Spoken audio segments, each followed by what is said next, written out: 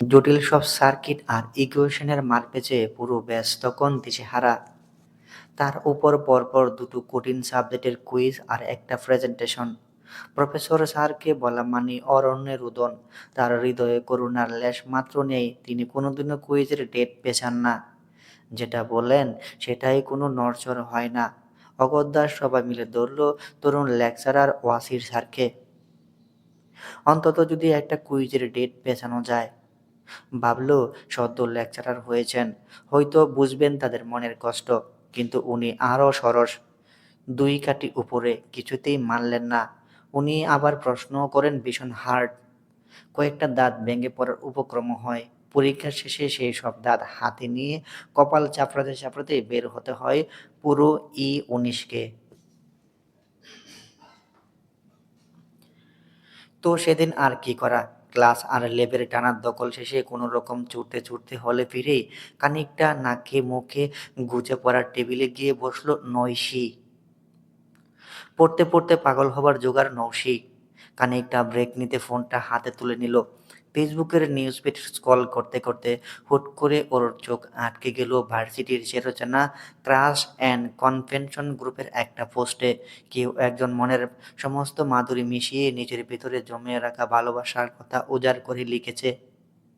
ব্যাস, ওই লেখাটা দেখা মাত্রই নৌশির মাথায় এক দুর্দান্ত বদবুদ্ধি জেঁকে বসল। নৌশি নৌশি আবারও খানিকটা ওইরকম ভীষণ চঞ্চল প্রকৃতির, আর হঠাৎ হঠাৎ অদ্ভুত কাণ্ড ঘটাতে উস্তাদ। ব্যাস, যে ভাবনা সেই কাজ। কটকট কিবোর্ড চালিয়ে মনের মাধুরী খানিকটা শয়তানি মিশিয়ে লিখে ফেললো একখানা কনভেনশন। বারবার পরে নিজেই হাসিতে ফেটে পড়ছে। আমাদের জ্বালালো, এবার সারা রাত ভাইরাল হয়ে থাকুক, বুঝবেন মজা। ১৯ বেজ কি চিজ। এই ভাবতে ভাবতে একটা ফেক আইডি দিয়ে পোস্ট করে দিল ভার্সিটির বহুল পরিচিত ক্রাশ অ্যান্ড কনভেনশন গ্রুপটাতে। পোস্টটা ছিলই সেই রকম, আসসালামু আলাইকুম। আসলে কি বলে শুরু করব বুঝতে পারছি না। এর আগে কখনো কনভেনশন লেখার সময় ও সুযোগ কোনোটাই হয়নি। তবে আজকে মনের ভিতর জমে থাকা একরাশ অনুভূতিকে আর দমিয়ে রাখতে পারলাম না। জানি না অ্যাডমিন ভাই এটা অ্যাপ্রুভ করবেন কিনা, তবুও ভীষণ সাহস সঞ্চয় করে লিখেই ফেললাম। আচ্ছা, কখনো কাউকে দেখলে এমন অনুভূতি হয়, মনে হয় আপনি আর এই মুহূর্তের কোনো ধুলোবালির পৃথিবীতে নেই, বরং আকাশের চাঁদের স্নিগ্ধ আলোতে ভাসছেন, উড়ছেন আর উড়ছেনই। চারিপাশে প্রজাপতির ডানা ঝাপটে উড়ে উড়ে বেড়াচ্ছে। আপনাকে দেখলে আমারও ঠিক এমনটাই মনে হয়। একদম ফিল্মি এনভায়রনমেন্ট। আপনার পরানোর স্টাইল, হাত নেড়ে নেড়ে প্রেজেন্ট করার ক্ষমতা, আপনার চুলের কাটিং, আপনার চশমার ফ্রেম, আপনার ফোল্ড করা জামার হাতা, সবকিছু এত ভীষণ লাগে। আমি স্রেফ অপলক চেয়ে থাকি, মুগ্ধ হয়ে বিমোহিত হয়ে চেয়ে থাকি। লেকচারারে আমার মন বসে না, শুধু চেয়ে রয়। ওয়াসির স্যার? হ্যাঁ স্যার, আমি আপনার কথাই বলছি। আপনার এই মায়াবী চোখের জালে যে আমি কতটা ডুবে গেছি তার হিসাব কোনো ক্যালকুলেটরেও আসবে না। মনের নদী গভীরতা মাপার কোনো সূত্র যদি আপনার জানা থাকে, দয়া করে সামনের ল্যাবে আমাকে একটু শিখিয়ে দিবেন। রাগলেও যে মানুষকে এত কিউট দেখায় আপনাকে না দেখলে কোনোদিনও জানা হতো না। আমার তখন ইচ্ছে করে তাক ওটুকু না বলি। যখন গম্ভীর মুখে বোর্ডে কঠিন সব সার্কিটের ডায়াগ্রাম আঁকেন, তখন আমার মনে হয়, ইস, এই মানুষটার মনের ডায়াগ্রামটা যদি একটু রিড করতে পারতাম। এত কঠিন সূত্র মুখস্থ করতে পারলেও আপনার এই মায়াবী চোখের ইকুয়েশনটা আমি কিছুতেই মেলাতে পারছি না। দিন দিন যেভাবে ওই চোখের গভীরতার সাগরে ডুবে যাচ্ছি, তাতে লাইফ জ্যাকেট ছাড়া কত আর কতদিন সারভাইভ করতে পারবো জানি না। তবে শুধু এইটুকু জানি, সবকিছুর ট্রিটমেন্ট একমাত্র আপনার কাছেই আছে। আমার জীবনের সব ইকুয়েশন কেবল আপনিই মেলাতে পারবেন। জীবনে প্রথম কনভেনশন লিখলাম, এটা লেখার সময় এত ভীষণ নার্ভাস ছিলাম, প্রথমে খাতায় লিখেছি, তারপর এখানে লিখলাম। তবে মনে হচ্ছে জীবনের প্রথম রিয়েক্টটা এখানেই পেতে যাচ্ছি। অবশ্য ২ দিন আগেও একটা রিজেক্ট খেয়েছি লিফট থেকে। লিফটে ওঠার সাথে সাথে ওভারলোড দেখাচ্ছিল। দুঃখ পেয়ে নেমে গেলাম। স্যার, ছোট্ট একটা প্রাণ। রিজেক্ট করে ওই সাগরে ভাসিয়ে দেবেন না আশা রাখছি। আর স্যার, শেষে ছোট্ট একটা মিনতি। এই ছোট্ট হৃদয়ে আপনাকে জায়গা দিতে গিয়ে আর কিছুরই জায়গা হচ্ছে না। তার উপর আরো দুটো কুইজের লোড একসাথে কিভাবে নেওয়া যায় আপনিই বলুন। তাই যদি আপনার কৃপা হয়, আগামীকালকের কুইজটা যদি ২ দিন পিছিয়ে দিতেন, আমাদের আনন্দের ভীষণ উপকার হতো। দোয়া দিতাম। আল্লাহ আপনাকে এক হালি বাচ্চা-কাচ্চা দেওয়ার দোয়া। ইতি আপনার ক্লাসের এক অপরিচিতা।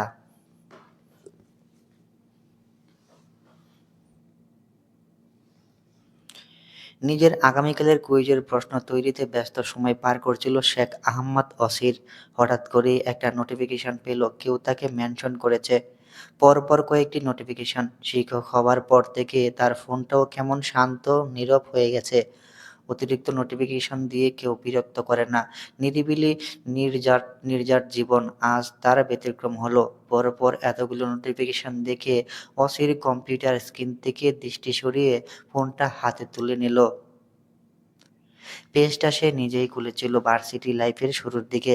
প্রথমে শুধু মিম পেজ হিসাবে ছিল। পেজটাতে বিভিন্ন সময় বিভিন্ন স্যারদের অঙ্গভঙ্গি, পড়ানোর ভঙ্গিমা, ব্যাপকতার বেচ্ছাদ করেছে সে নিজেই, তার সাথে গ্যাং।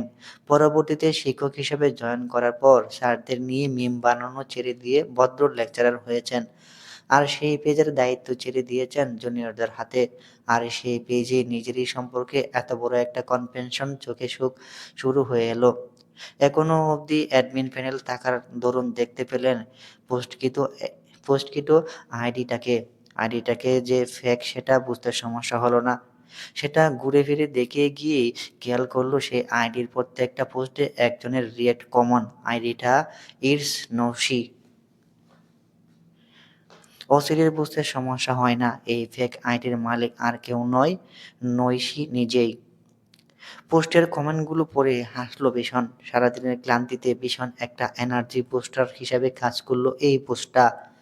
আর তাই তার উৎসাহও বেড়ে গেল দ্বিগুণ। প্রশ্ন কতটা সুন্দর করা যায় তিনি নেট ঘেঁটে ঘেঁটে প্রশ্ন নামালেন।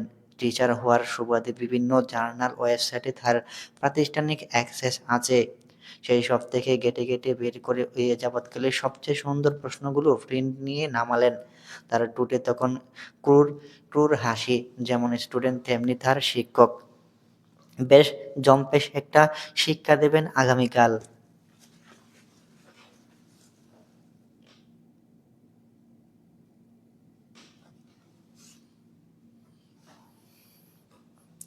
পোস্টটা মুহূর্তেই ভাইরাল হয়ে গেল। তরুণ লেকচারার অসির স্যার। বছর ২ হলো লেকচারার হিসেবে আছেন। সেজন্য অনেক রমণীর মনের মালিক বলা চলে অসির স্যার। সেই হিসাবেই সবাই যার মতামত দিয়ে যাচ্ছে। কেউ বলল, ভুল করেছ Manu, he is booked, he is only mine. সেই আইডির মালিকও ফেক।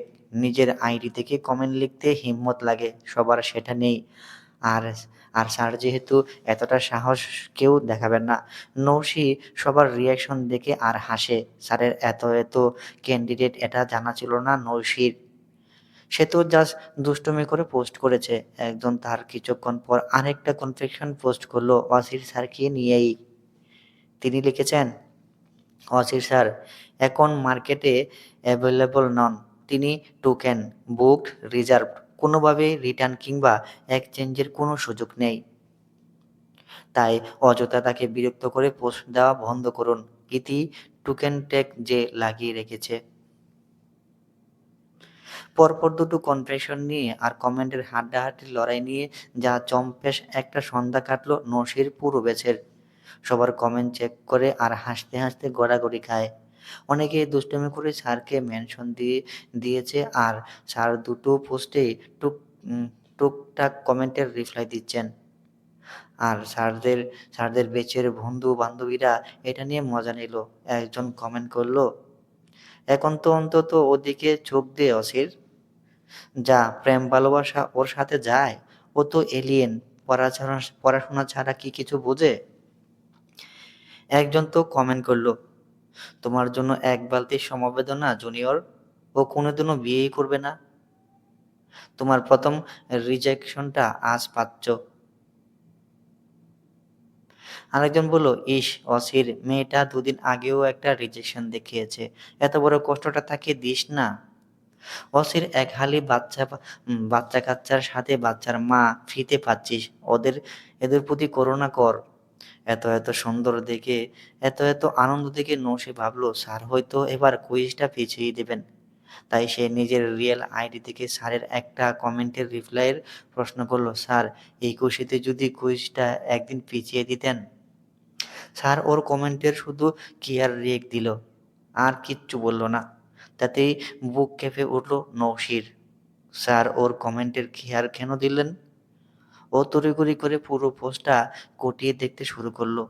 পোস্টে পড়া মোট ২,০০০ রিয়েক্ট চেক করলো। না স্যার কারো স্যার চেক করলো না স্যার পোস্টে কোনো রিয়েক্ট দেননি। তাহলে নৌশির গলা শুকিয়ে এলো। ওর মনে হলো সর্বনাশ, স্যার কি তবে সব বুঝতে পেরেছেন?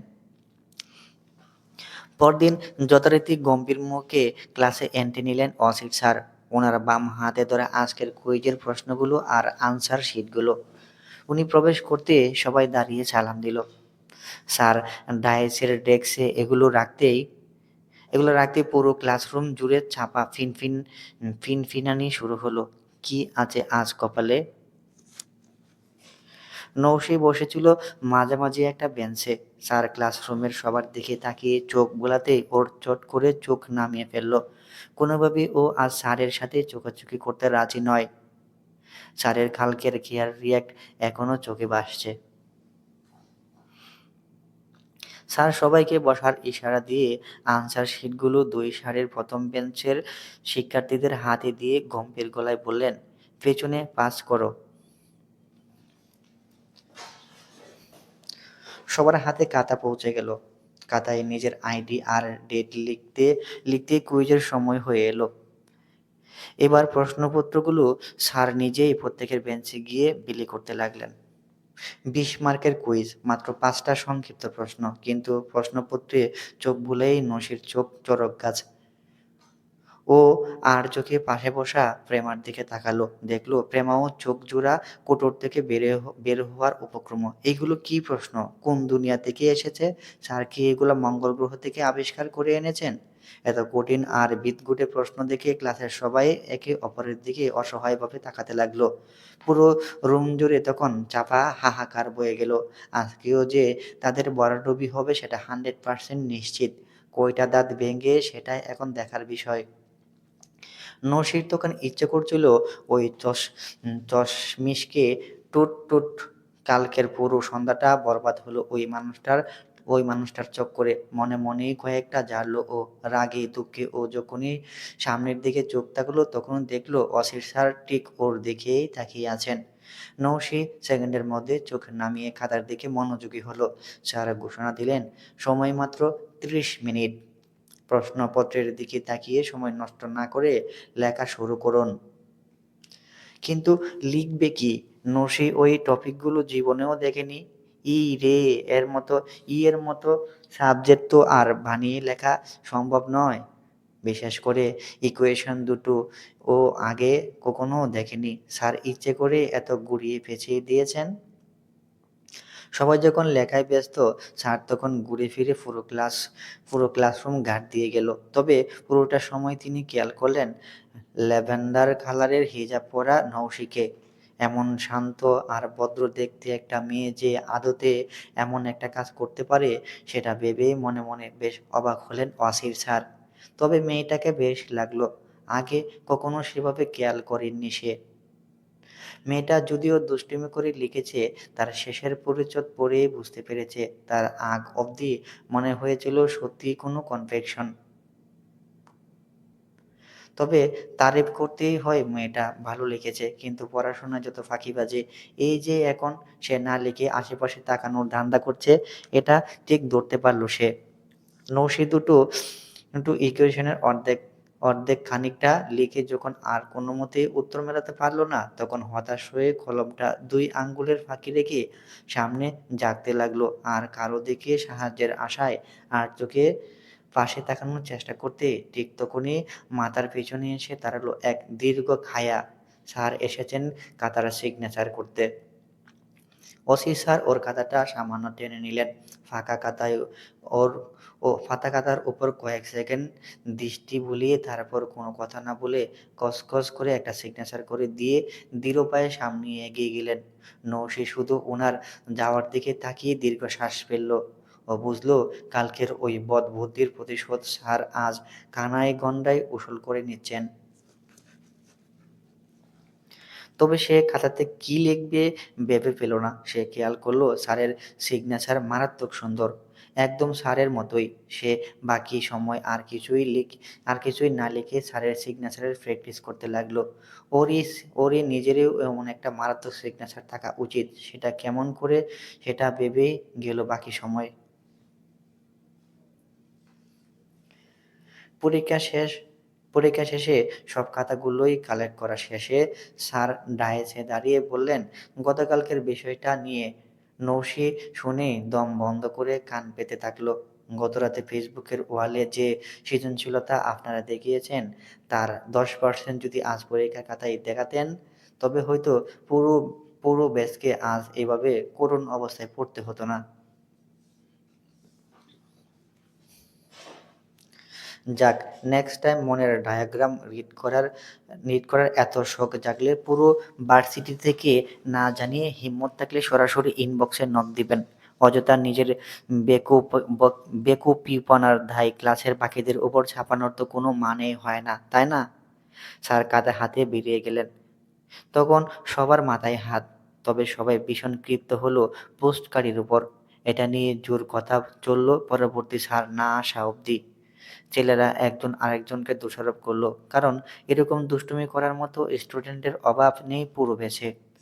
পুরো ব্যাচটাই আজগুবি রকমের, কিন্তু কেউই নৌশির দিকে আঙ্গুল তুলল না। তবে যেই করুক, তার জন্য যে আজকে স্যার এই বিশাল বাসটা দিলেন, এটা বুঝতে সমস্যা হলো না কারোরই।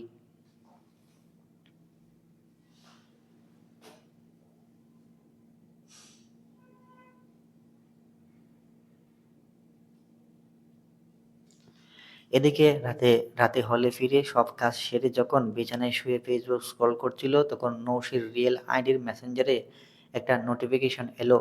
স্ক্রিনে ভেসে ওঠা নামটা দেখেই নৌশির হার্টবিট ডাবল স্পিডে চলতে শুরু করলো।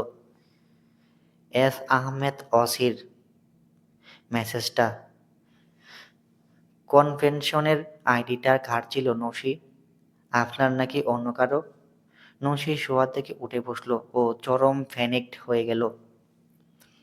এমন মেসেজে তার জান তখন ওষ্ঠাগত প্রায়। সে ধরা পড়ে গেছে।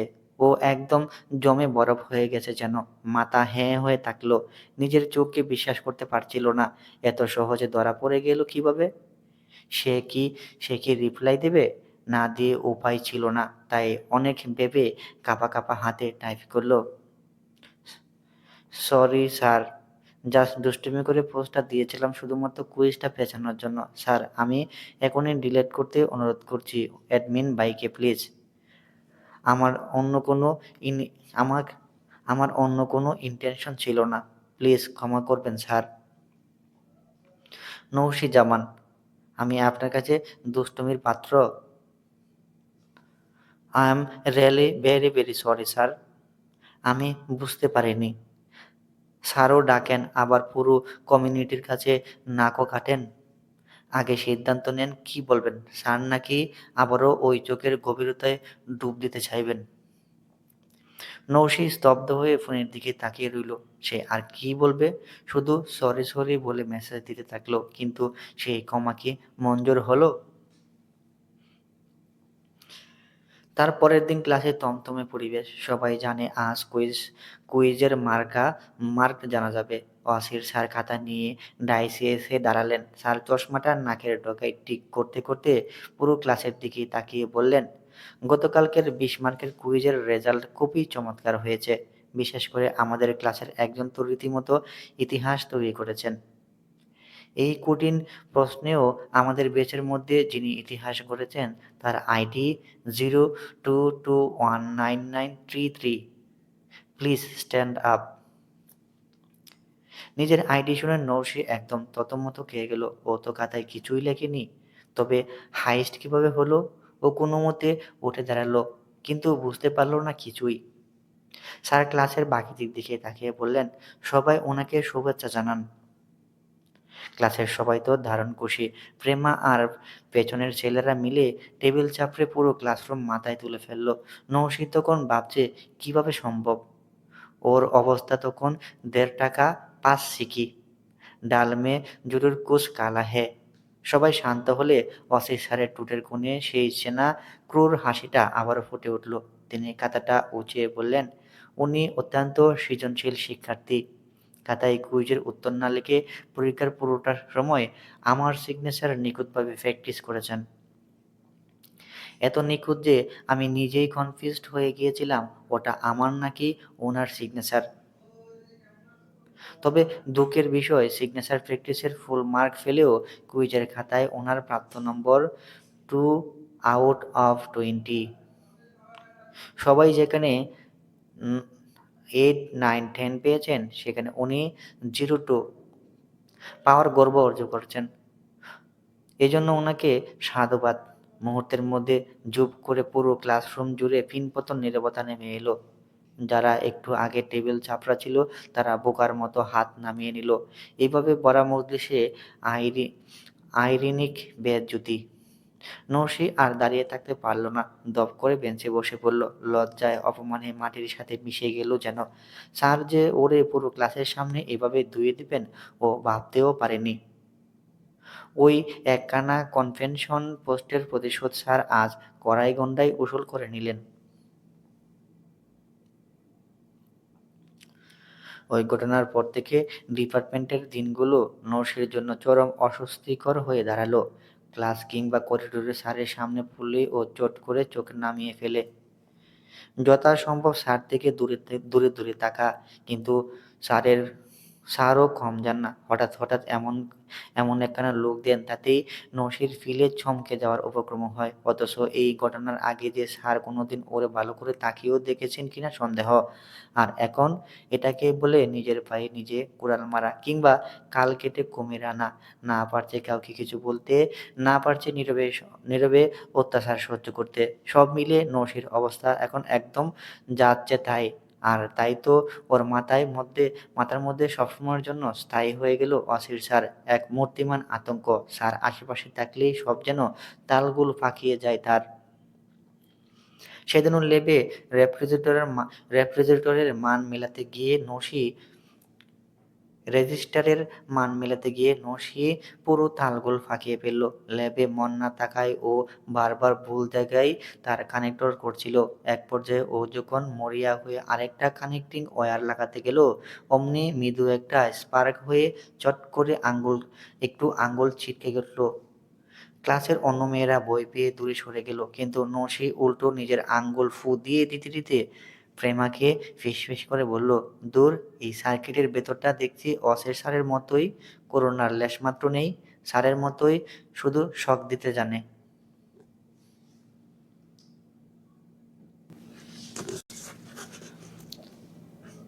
অসির স্যার তখন পুরো ল্যাব রাউন্ড দিয়ে ঠিক ওর পেছনে এসে দাঁড়িয়েছিলেন।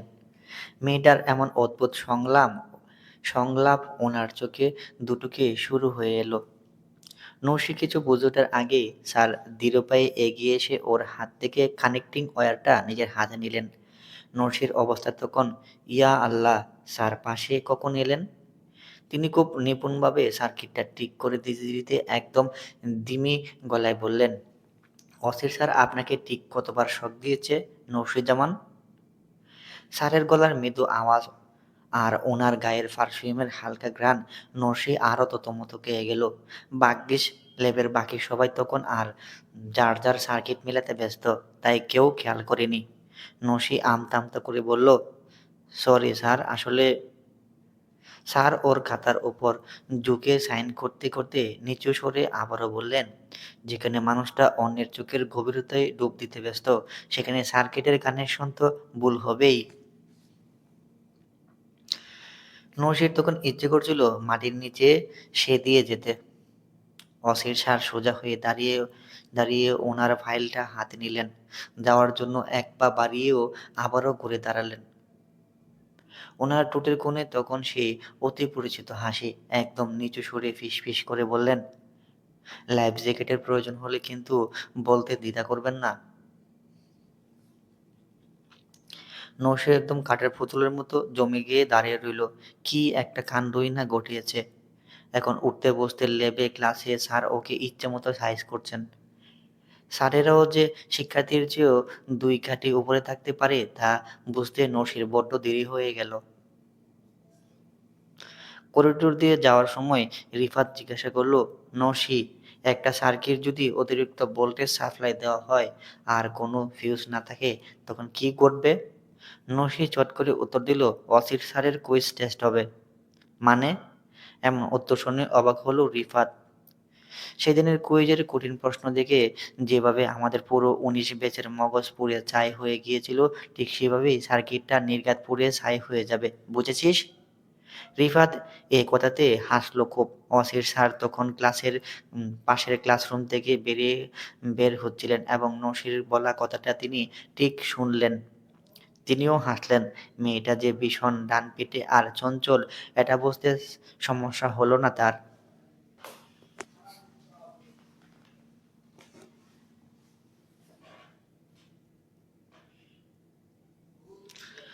তারপর একদিন করিডোর দিয়ে যাওয়ার সময় নসি দেখল লিফটের দরজাটা প্রায় আটকে যাচ্ছে।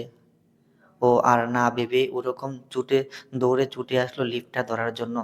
সাথে সাথে একটু জোরেই চিৎকার করে বলল, লিফটটা ধরুন প্লিজ। ভিতর থেকে কোনো রকম মহান হৃদয়ের ব্যক্তি ওপেন বাটনে চাপ দিয়ে লিফটটা থামিয়ে দিল। নসি হাঁপাতে হাঁপাতে লিফটের সামনে এসে দাঁড়াতে ওর হার্টবিট যেন এক লহমায় স্তব্ধ হয়ে গেল। ভিতরে চশমা চোখে দাঁড়িয়ে স্বয়ং অসির স্যার। মানে, ওর অবস্থা যেখানে বাঘের ভয় সেখানে সন্ধ্যা হয়। স্যারের থেকে আড়ালে থাকতে চায় সে, অথচ ইদানিং সব কাজে স্যারের সামনেই পড়ছে সে। ভিতরে যাবে কি না যাবে না সেটা ভাবার মতো সময়ও তখন ছিল না। স্যার যেহেতু নিজে হাত বাড়িয়ে লিফট আটকে রেখেছেন, এই ভদ্রতার খাতিরে বাধ্য হয়েই ও ভিতরে ঢুকলো। লিফটের ভিতরে আর তৃতীয় কোনো প্রাণী নেই, শুধু সে আর ওয়াসির স্যার। নরসি একদম এক কোণে দেওয়াল ঘেঁষে জড়সড় হয়ে দাঁড়িয়ে রইল।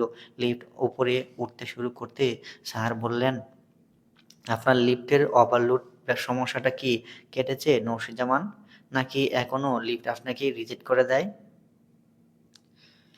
নসি একদম চোখ দুটো শক্ত করে বন্ধ করে মাথা নিচু করে দাঁড়িয়ে রইল। কি বলবে ও এই কথার? কি এক গদ্য লিখেছেন, স্যার যে ওটার পুরোপুরি মুখস্থ করে বসে থাকবে তা ও স্বপ্নেও ভেবেছিল? ও কোনোমতে নিচু গলায় বলল, সরি স্যার।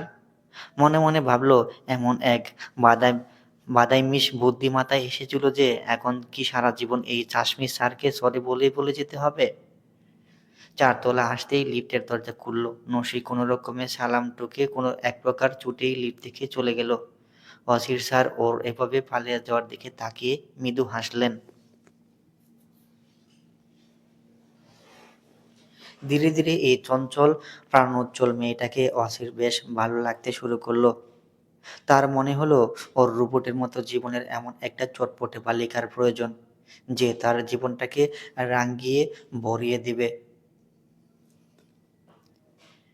এদিকে ক্যাফেটেরিয়ার সামনে বাজার ব্লাড ডোনেশন ক্যাম্পেইন শুরু হয়েছে। প্রায় সবাই নাম লিখিয়েছে। নরসিও চাইল এসব কাজে অংশগ্রহণ করতে। আর তাই তো তার বান্ধবীসহ সেখানে হাজির। ওদের ব্যাচের বন্ধুরা ওদেরকে দেখে হাসলো। চামচিকা, তোরা নাম দিবি ব্লাড ডোনেশনে, তোদের উল্টো হাসপাতালে নিতে হবে তখন। নৌশি সরু চোখে বলল, আমার নাম দিব? আমার নাম দিব, তাতে তোদের কি? ওয়াসির স্যার যে ওখানে ছিলেন ওটা জানা ছিল না নৌশির। তিনি অন্য পথে ছাত্রদের সাথে কথা বলছিলেন। তাদেরকে এগিয়ে এসে জিজ্ঞাসা করলেন, ব্লাড দিতে এসেছেন নাকি, নাকি নিতে? কথা বলল প্রেমা। স্যার, ব্লাড ডোনেশনের নাম দিতে চাই। ওয়েট কত? আমার 44, ওর 42। স্যার হাসলেন, এরপর স্টাফকে ডেকে বললেন, ওদেরকে 2 ব্যাগ করে রক্ত দিয়ে ওদেরকে 2 ব্যাগ করে রক্ত দিয়ে দিয়ে হলে পাঠিয়ে দিন। ওখানে উপস্থিত সবাই হেসে উঠল। নৌশি এত অপমানিত হলো শুধু ওর জন্যই, যা একটু কম তাই বলে স্যার এভাবে, ওর ওজনই একটু কম তাই বলে স্যার যা আছে তাই বলবেন? সেই ঘটনার পর থেকে স্যার যেমন তাকে সবসময় জায়গায় নাস্তানাবুদ করতেই ব্যস্ত।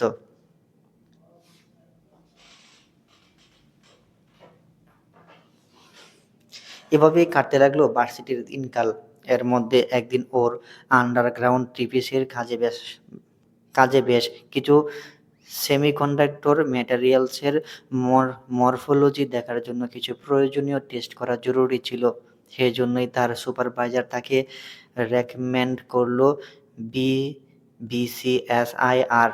তাদের ল্যাবের তুলনামূলক সঠিক রেজাল্ট আসছে না, এই জন্য আজই বিসিএসআইআর এ পৌঁছানো জরুরি। আজ দিতে না পারলে 3 দিনের মধ্যে রিপোর্ট আসবে না।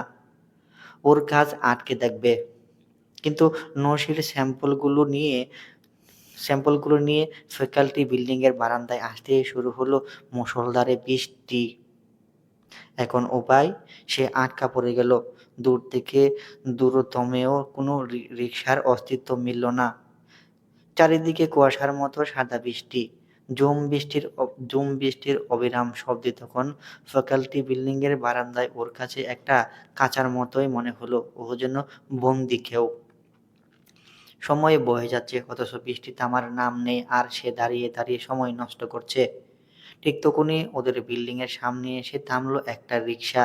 সেখান থেকে নামলেন ল্যাবের সিনিয়র ভাইয়া। ভাইয়া দ্রুত পায়ে উপরে উঠে গেলে মরিয়া হয়ে নৌশি রিকশাচালককে জিজ্ঞাসা করলেন, মামা যাবেন? কিন্তু রিকশাচালক নাচক করে দিয়ে বলল, না মামা। হে মামা, যাবে তো? তিনি রিকশা ছাড়েন নাই। ভাই ফিরলেন কিছুক্ষণের মধ্যে। হতাশ নৌশিকে এভাবে দাঁড়িয়ে থাকতে দেখে জিজ্ঞাসা করলেন, নৌশি, কোনো সাহায্য লাগবে? নৌশি আবেদন করে বলল, ভাইয়া, গেট থেকে একটা রিক্সা পাঠাতে পারবেন? আমার দ্রুত বিসিএসআইআর এ যাওয়া প্রয়োজন। লোকমান ভাই ওর হাতের দিকে তাকিয়ে বলল, কিছু মনে না করলে তুমি আমার সাথেও যেতে পারো নৌশি। আমিও ওদিকেই যাচ্ছি। এই দেখো আমার স্যাম্পল। নরসির দ্বিধাগ্রস্ত মন আরো সংকুচিত হয়ে গেল। যে মেয়ে কোনোদিন বাইরের ছেলেদের পাশে বসা তো দূরের কথা, বাইক রাইড শেয়ারিং এর ক্ষেত্রেও কেবল পিঙ্ক রাইডার নারী চালক কল করে, আজ সে একজন ছেলের সাথে এক রিকশায় বসবে? সে কাঁচুমাচু করে মৃদু অসম্মতি জানিয়ে না না করতে লাগলো। লোকমান ভাইয়া তখন বললেন, নসি, এখন এই বৃষ্টির মাঝে গেটেও রিক্সা কিন্তু পাবো না কিনা বলতে পারছি না। তুমি চাইলে আমার সাথে সামনে এগিয়ে গিয়ে পরে রিক্সা চেঞ্জ করে নিতে পারো, যেহেতু বিষয়টা খুব আর্জেন্ট। পরিস্থিতির নির্মম পরিহাসে অবশেষে নসির কথাটি ঠিক মনে হলো। সে ভীষণ ইতস্তত করলেও উঠে বসলো রিকশায়। তবে নিজের ব্যাগটাকে দুজনের মাঝখানে রাখলো। রাস্তায় অত বৃষ্টির মাঝে কোনো খালি রিকশা তো চোখে পড়ে না। শেষ পর্যন্ত ভাইয়ের সাথেই পৌঁছাতে হলো বিসিএসআইআর।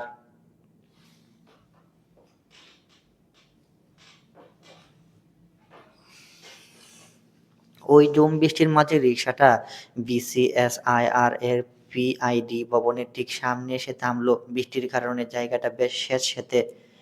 রিকশার হুডটা অর্ধেক নামিয়ে লোকমান ছাতাটা মেলে ধরে নৌশিকে দিয়ে দিল, যেন বৃষ্টির ছাট ওর গায়ে না লাগে। তারপর লোকমান ভাই নিজেও নেমে এলো। ঠিক তখনই পিআইডি ভবনের নিচতলার কাচের দরজা দিয়ে ভিতরের লবিতে চোখ পড়ল নওশীর। লবির লবির অ্যাকাউন্টের একপাশে দাঁড়িয়ে দুজন অচেনা মানুষের সাথে সিরিয়াস কোনো কথা বলছিলেন ওয়াসির স্যার।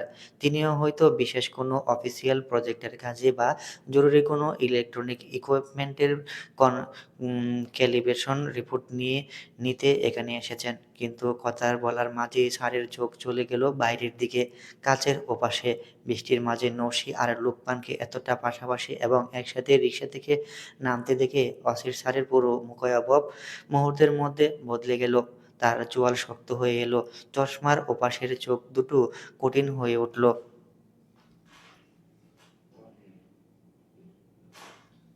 খুব দূর ছিল না তাই নৌশি স্যারের ওই মিলিয়ে যাওয়া হাসি আর শক্ত হয়ে আসা অভিব্যক্তি স্পষ্ট টের পেল।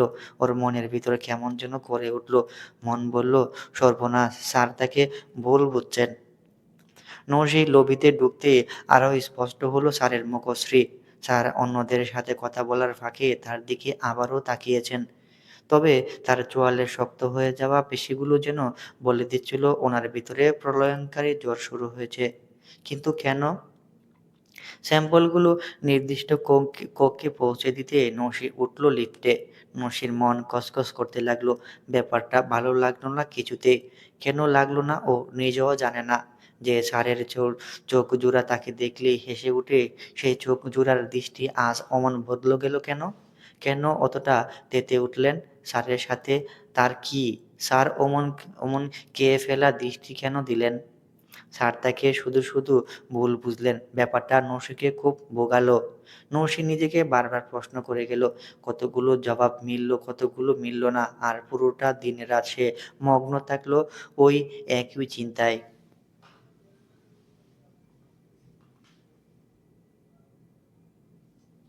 পরদিন যথারীতি ক্লাসে এলেন ওয়াসির স্যার। তবে ওনার রূপ দেখে আজ পুরো ১৯ ব্যাচের পিলে চমকে গেল।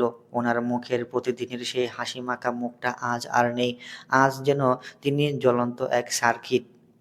স্যার পুরো লেকচার মারাত্মক কড়া মেজাজে নিলেন। ছোটখাটো ভুলের জন্য ছেলেদের রীতিমতো দাঁড় করিয়ে রাখলেন। দুজনকে ক্লাস থেকে বের অবধি করে দিলেন।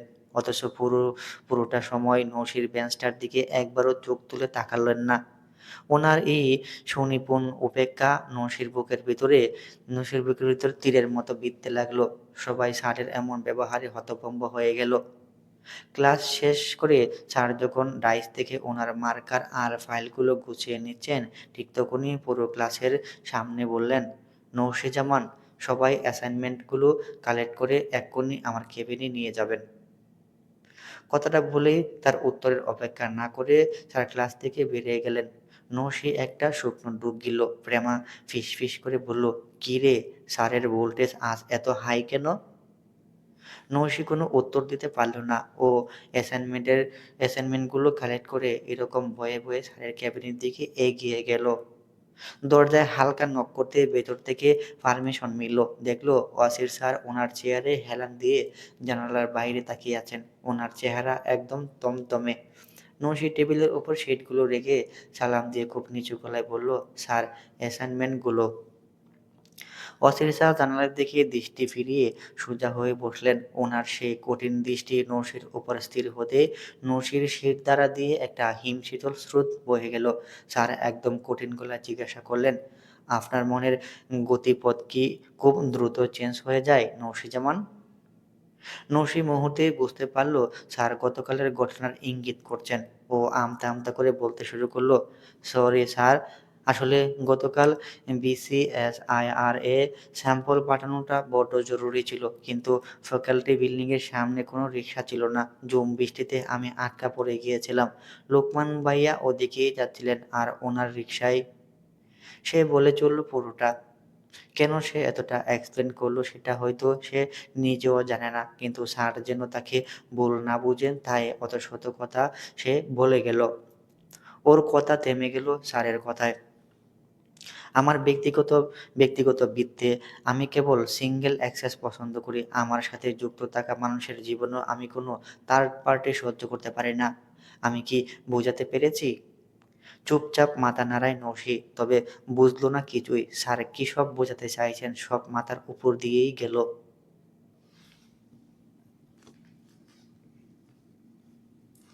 ওসির স্যার চেয়ার ছেড়ে উঠে দাঁড়ালেন। দৃঢ় পায়ে এগিয়ে এসে নৌশির ঠিক সামনে এসে থামলেন। ওনার গায়ের সেই চেনা পারফিউমের সুবাসে নৌশিরের নিঃশ্বাস বন্ধ হওয়ার জোগাড়। সে দম আটকে দাঁড়িয়ে থাকলো। স্যার নিচু স্বরে একদম নৌশির চোখের দিকে তাকিয়ে বললেন, নৌশিজামান, আপনি পুরো কমিউনিটির সামনে আমার রিজার্ভেশন চেয়েছেন আর আমি সেই আবেদন মঞ্জুর করেছি। আপনি কি আমার কথা বুঝতে পেরেছেন? নরসি একদম কাঠের পুতুলের মতো হয়ে দাঁড়িয়ে রইল। এবার হয়তো খানিকটা বুঝতে পারল সে। ও একদম স্তব্ধ হয়ে গেল এটা ভেবে। সে দুষ্টুমি করে যে কন কনভেনশনটাকে স্যার এত সিরিয়াসলি নিয়েছেন। ধানমন্ডির এক শান্ত ছিমছাম রুফটপ রেস্তোরাঁ। চারপাশে টব ভরা নানা রকমের গাছ, একপাশে নকল সাদা গোলাপি চেরি ফুলের সাজানো গেট, আর পুরোটা ছাদের প্রান্ত জুড়ে লাল নীল ঝিকিমিকি বাতি জ্বলছে। সন্ধ্যার এই সময়টাতে এক অফুরন্ত অদ্ভুত প্রশান্তি। এর আগেও সে এসেছে এই রেস্তোরাঁয়, তবে আজ কেন এসেছে সে নিজেও জানে না। টিউশন থেকে বের হতেই মায়ের ফোন, দ্য ফরেস্ট লাউঞ্জে চলে যাও। কেন? গেলেই জানবে। এর বেশি কিছু বলেননি। লুকোচুরির কি আছে সে জানে না নৌশি, তাই সে অজানাকে জানতে এখানে এসে বসা। একদম এক কোণের দুটো চেয়ারে একটা টেবিল বসে আছে সে। আজকের সন্ধ্যাটা বেশ নিরিবিলি, সাথে প্রচুর বাতাস হচ্ছে। অবশ্য 15 তলার উপর এমন বাতাস প্রতিনিয়তই থাকে। টিউশন পড়িয়ে যে পোশাকে ছিল সেই পোশাকেই চলে এসেছে সে। পথে কাপ কাদা পানি ছিটকে বোরখার নিচটা কিছুটা নোংরা হয়ে গিয়েছিল। রেস্তোরাঁয় ঢুকেই ওয়াশরুমে গিয়ে টিস্যু আর পানির সাহায্যে যত্ন করে জায়গাগুলো পরিষ্কার করে নিয়েছে। তবু বারবার মনে হচ্ছে এভাবে চলে আসাটা কি ঠিক হলো? স্পেশাল কারোর সাথে দেখা করার কথা কি? সে আর কতক্ষণ অপেক্ষা করবে? এসব ভাবতে ভাবতে ফোনটা হাতে নিল। ফোনের স্ক্রিনে যখন উদ্দেশ্যহীনভাবে আঙুল চালাচ্ছিল, ঠিক তখনই হঠাৎ সামনের চেয়ারটা টেনে কেউ একজন বসলো। সে চমকে মুখ তুলে তাকালো। সরি, বেশি অপেক্ষা করিয়ে ফেললাম কি? মানুষটার গলার আওয়াজ পেয়ে পরের মুহূর্তেই তড়িঘড়ি করে দাঁড়িয়ে গেল নৌশি। আমতা আমতা করে বলল, আসসালামু আলাইকুম স্যার। তার সামনে দাঁড়িয়ে আছেন স্বয়ং শেখ আহমদ ওয়াসির। হাতে একগুচ্ছ সাদা লিলি আর গোলাপের তোড়া। ঠোঁটের কোণে খুব মিষ্টি একটা হাসি। নৌশির বুকটা কেঁপে উঠল। স্যার, এখানে কেন? ওমার কি আসার কথা? তাহলে আম্মু? মুহূর্তেই নৌশির চারপাশের সব শব্দই যেন মিলিয়ে গেল। কোনো কিছুতে আর চোখ পড়ল না। শুধু স্যারের হাতে ধরা ফুলের তোড়াটা বারবার চোখে এসে লাগছে। ওয়াসির মৃদু হেসে বলল, বসো। নৌশি ধীরে আবার বসে পড়ল। স্যার তোড়াটা নিজের হাতে নিজের পাশে রেখে বসে পড়লেন। হঠাৎ কিছু মনে পড়তে আবারও তুলে নিলেন। ও, ওটা তোমার জন্য। তোড়াটা নসির দিকে বাড়িয়ে দিলেন তিনি। দ্বিধা ভরা হাতে ফুলগুলো নিল সে। Thank you sir. প্রত্যুত্তরে স্যার মৃদু হাসি দিলেন, কিন্তু নৌশি জানালো না ফুল কেন। সামনে বসা মানুষটাকে আজ একদম অন্যরকম এক মানুষ লাগছে। ক্লাসরুমের সেই গম্ভীর শিক্ষকটা নন মোটেও। বরং মার্জিত ব্যক্তিত্বময় এক সুন্দর সুপুরুষ। গাঢ় বাতাবি পাঞ্জাবি পরিহিত মানুষটা তার বাম হাতের বাম হাতের স্লিপ গোটাতে গোটাতে ওয়াইটারকে ইশারায় ডাকলেন। তারপর চোখ গড়িয়ে থাকলেন নৌশির দিকে। কি মারাত্মক দৃষ্টি! নৌশি দ্রুত চোখ নামিয়ে নিল। ওনাকে এতক্ষণ ধরে এক দৃষ্টিতে দেখছিল, সেটা স্যার বুঝে গেছেন ভেবে নিজের অস্থিরতা লুকানোর চেষ্টা করল সে।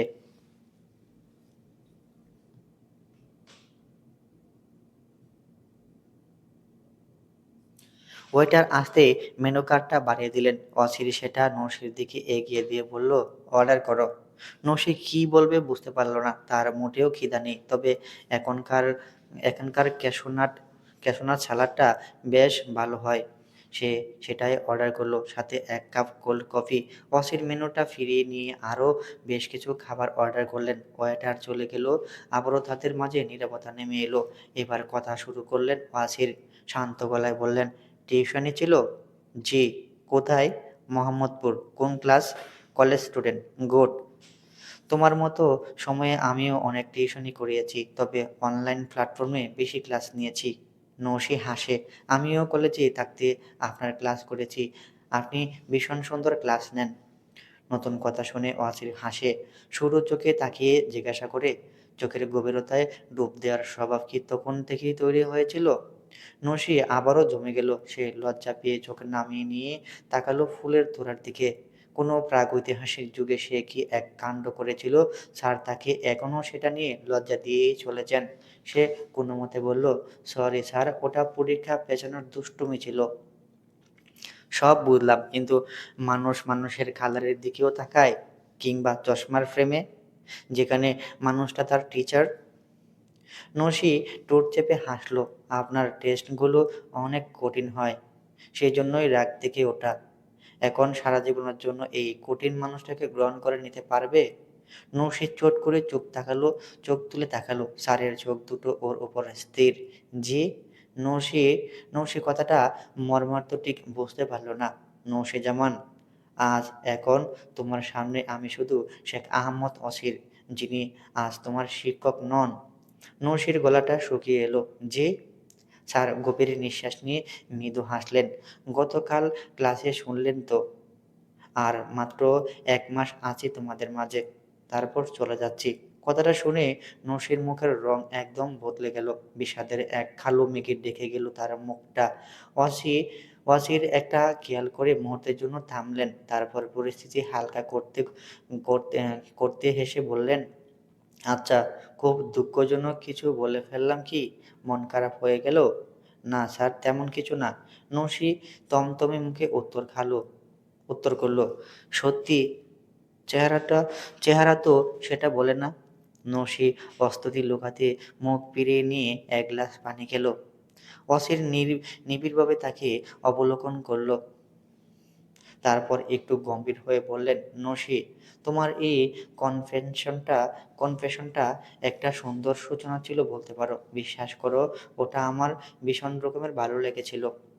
তিনি মৃদু হে তিনি মৃদু হেসে বললেন, তারপর তোমার সম্পর্কে খোঁজ নিয়েছি। যত জেনেছি ততই মনে হয়েছে এত এত অসাধারণ একটা মেয়েকে আমি আগে খেয়াল করলাম না কেন। যাক, একটা কনফেশনের সুবাদে যদি একজন ভালো মানুষ খোঁজ মেলে, তা মন্দ নয়। কিছুক্ষণ নীরব থেকে ধীরে ধীরে বললেন, সত্যি বলতে, বাইরে যাওয়ার আগে বিয়ে করার কোনো পরিকল্পনাই ছিল না। এখনো বছর ৩ পর ভেবেছিলাম, কিন্তু আমি জানি আমি যদি চলে যাই, তুমি আমার জন্য অপেক্ষা করবে না, কিংবা হয়তো তোমার পরিবারও অপেক্ষা করতে চাইবে না। আর আমি অযথা কাউকে স্বপ্ন দেখাতেও চাই না। নৌশি নিঃশব্দে শুনছে। তাই ভাবলাম, যদি হালালভাবে সম্পর্কটার সূচনা করে যায়, তারপর তুমি তোমার পড়াশোনা শেষ করে আমার কাছে চলে আসলে। চিন্তাটা মন্দ কি? নসি মাথা নামায় ও ভাবে বাবা মায়ের কথা। অসির হয়তো বুঝলো। সে বলে গেল, আমি তোমার হবু শ্বশুর আমি তোমার হবু শ্বশুর মশাইয়ের সঙ্গে কথা বলেছি। গতকাল মিলিয়ে ২ বার দেখা হয়েছে। খুবই অমায়িক ব্যক্তিত্ব। আমার আব্বুও উনাকে ভীষণ পছন্দ করেছেন। নৌশির চোখ বিস্ময়ে বড় হয়ে গেল। অসির সেটা দেখে হেসে বলল, এখানে কারো অমত নেই, এখন শুধু তোমার মতামতের অপেক্ষা। তিনি চোখে চোখ রেখে জিজ্ঞাসা করলেন, তা সারা জীবনের জন্য এই মানুষটার মনের জটিল ডায়াগ্রামটা রিড করার ঝুঁকিটা কি নিতে চাও? আমি তোমাকে এই দায়িত্ব নিযুক্ত করতে ইচ্ছুক। লজ্জায় নসি মাথা নিচু করে ফেলল। ঠোঁটের কোণে অজান্তে হাসি ফুটে উঠছে। আর কি বলবে সে? অসির নিজের পকেট থেকে লাল ভেলভেট কাপড় মোড়ানো বাক্সটা বের করল। সেটা সেটা খুলে এগিয়ে দেয় নসির দিকে। নসির দৃষ্টি তখন মানুষটার বাড়িয়ে রাখা হাতখানার দিকে।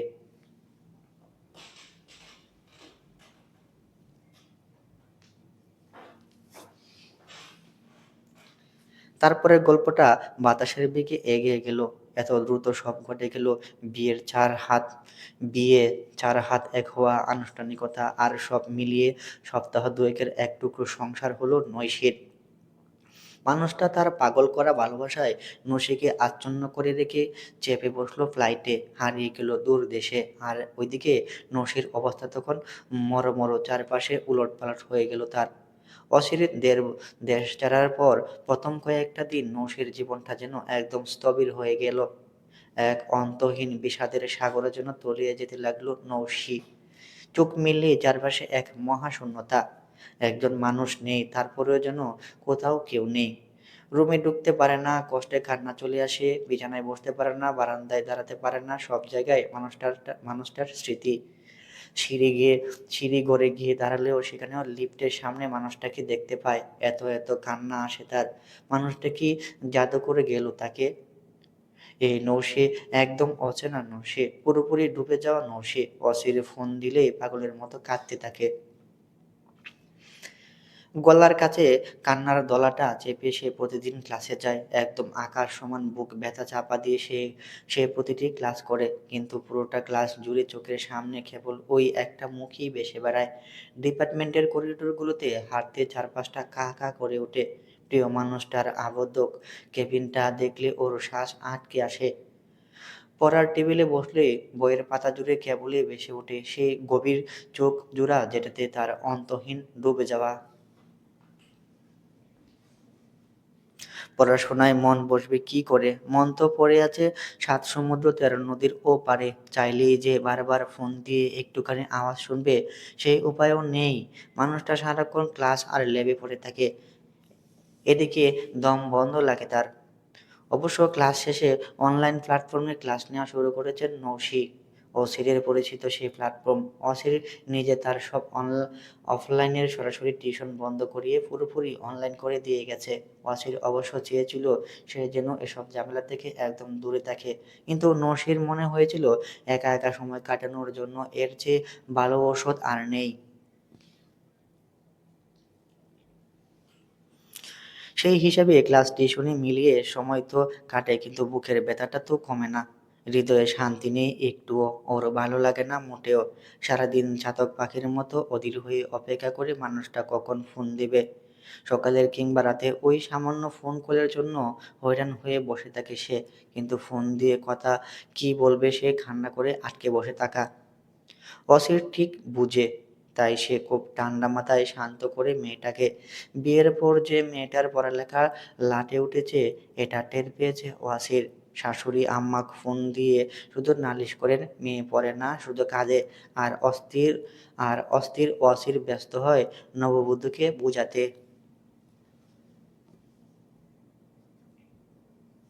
সেই বিশাল দুঃখস্রোতে ভেসে যাওয়া মাঝে আরো ২ বার বেনামি কনফেশন লিখে নৌশি ওদের পেজটাতে। কি গভীর সে টান, কি মধুর সে কথামালা। To Sheikh Ahmed Wasir sir, from Aparichita. কি ভীষণ কষ্টের অবগাহনে বাঁচতে আজ কোনো কূলে এসে দাঁড়িয়েছি। আমি নিজেও জানি না, এই বিশাল শূন্যতার পৃথিবীতে আমি যেন দাঁড়িয়ে আছি এক মহাশূন্যের ওপর। আমার দুনিয়া জুড়ে আমি আর কিচ্ছুতেই বুঝি না, কিচ্ছুটিই জানি না। শুধু বুঝি আপনাকে। আমার সমস্ত অনুভূতি জুড়ে শুধু আপনিই জনাব। আপনাকে ছোঁয়ার এক আকুল তৃষ্ণা, আর দু চোখ ভরে একটিবার দেখার যে কি কি এক মর্মস্পর্শী যাতনা, তা যদি আপনি বুঝতেন। সারাটা দিন আমার ক্লান্ত ওই আঁখিজোড়া আপনাকে খুঁজে চলে অবিরত। কিন্তু প্রতিবারই কোনো সন্ধান না পেয়ে একরাশ হতাশা নিয়ে ফিরে আসে সেই দৃষ্টি।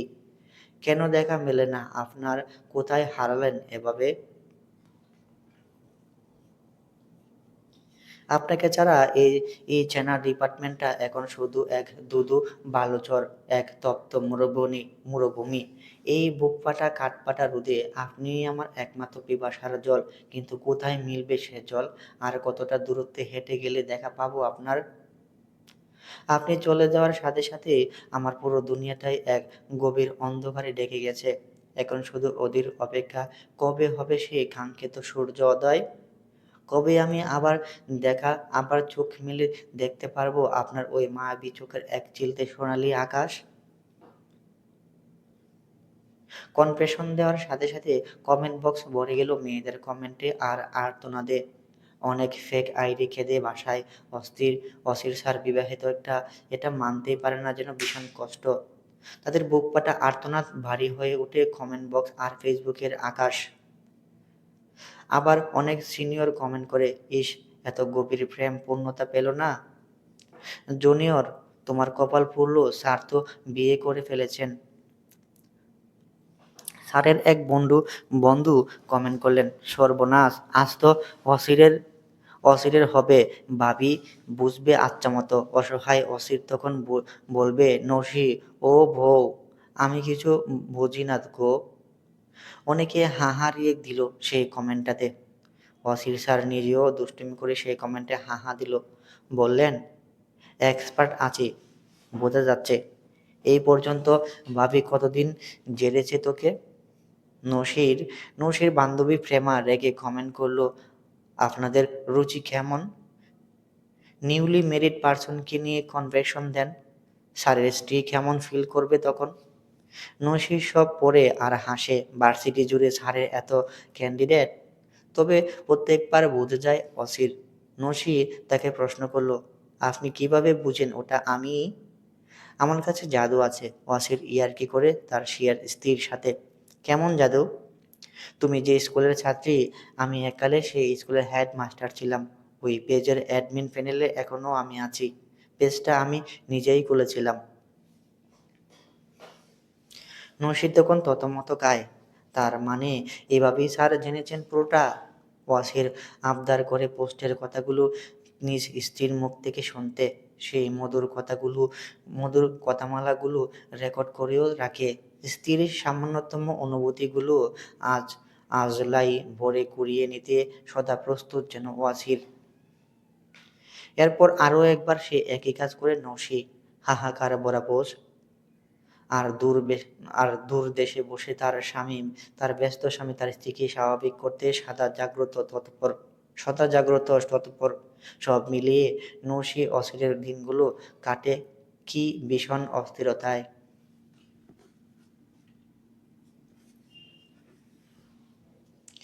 একদিন রাতে একদিন রাতের দিকে ভীষণ মন খারাপ নিয়ে ফোন দেয় তার প্রাণপ্রিয়কে। কয়েকবার কল বাজলেও তিনি রিসিভ না করলে কষ্টগুলো যেন আরও ঘনীভূত হয় নৌশির। ব্যস্ত অসির ফোন চেক করে এতগুলো কল দেখে সাথে সাথেই ব্যাক করে। রিসিভ করে নাক টানার শব্দ শুনে অসির টের পায় বোকা মেয়েটা কাঁদছে। অসির বুক ভেঙে আসে। কি এক পাগলকে বিয়ে করে রেখে আসলো দেশে, তাকে ছাড়া ওর নিজেরও এক মুহূর্ত ভালো লাগছে না। অথচ মেয়েটা এই কান্না দেখলে মনে হয় সব পেলে ছুটে যেতে। অসির চোখ বন্ধ করে নেয়, কপালে আঙ্গুল চালিয়ে কণ্ঠে আরো অনেকটা ভালোবাসা ঢেলে দিয়ে জিজ্ঞাসা করে, কাঁদছো কেন কলেজা? কাঁদছি না, আমি অনুভব করতে পারছি তুমি এমন করলে আমার কেমন লাগে বলো তো। আমার কিচ্ছু ভালো লাগছে না। অসির সময় নেয়, ধীরে ধীরে বলে, চোখ বন্ধ করো, কল্পনা করো আমি তোমার পাশে, একদম কাছে। নসি কেঁদে ওঠে, কোথায় পাশে? কই, আপনাকে কোথাও দেখি না। আপনি কোথাও নেই কেন? এসে আমাকে জড়িয়ে নেন, আমার ভালো লাগছে না একটুও। এত হাজার মাইলের দূরত্বে, কেন এই দূরত্ব? আমার কিচ্ছুটিই ভালো লাগছে না, কেন গেলেন আপনি? প্রত্যেকবারের মতো অশান্ত স্ত্রীকে শান্ত করতে ব্যস্ত হয়ে পড়ে অসির। আবেগের এই ভীষণভাবে দুজনেই ভেঙে চুরে আবারও সামলে ওঠে দুজনেই। নববিবাহিতদের বিচ্ছেদ আসলেই পৃথিবীর ভয়াবহতম কষ্টের মধ্যে একটা, এটা তারা দুজনেই হাড়ে হাড়ে টের পায়।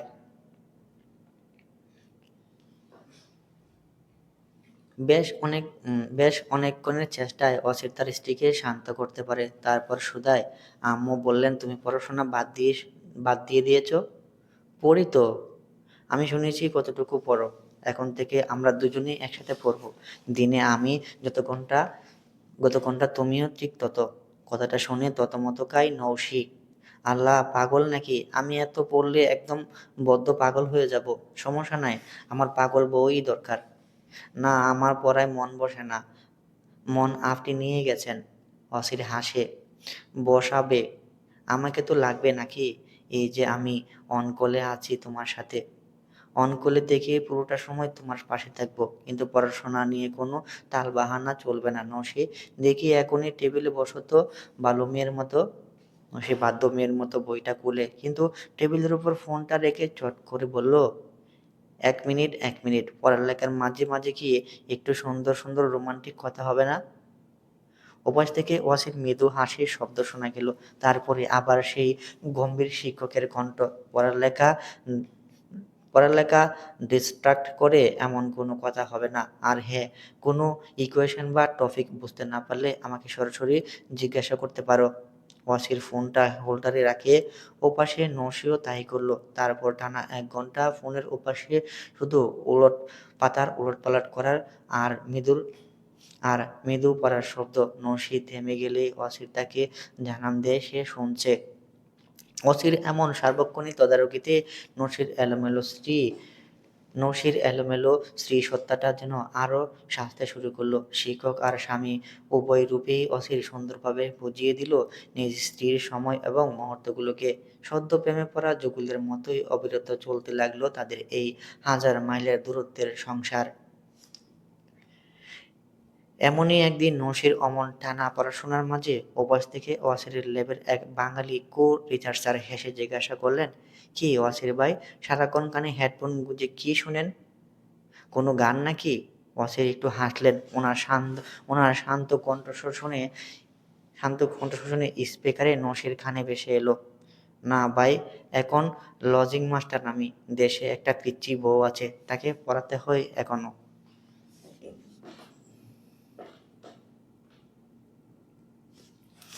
নসী ওপাশ থেকে চমকে উঠে ফিসফিস করে বলল, "আপনি এখনো ল্যাবে? কাজ শেষ হয়নি?" "উহুঁ।"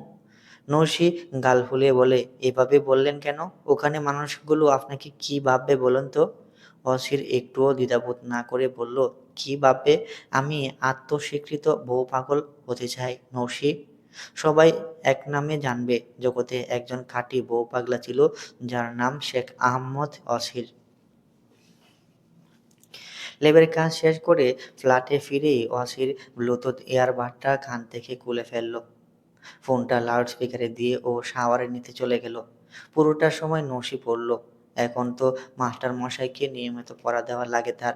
খুবই চতুর আর ধুরন্ধর মাস্টার। প্রেমের পাঠ আর ভার্সিটির পাঠ দুটোই একসাথে পড়ান তিনি। নসির জন্য নসির জন্য এত buy one get two offer. সে স্বামীর সাথে সাথে যেন এক রেডমেড শিক্ষকও পেয়ে গেছে। গোসল শেষ করে এসে অসির ক্লান্ত শরীরটা বিছানায় এলিয়ে দিয়ে শুধু মধুর সুরে ডাকলো, "নসি!"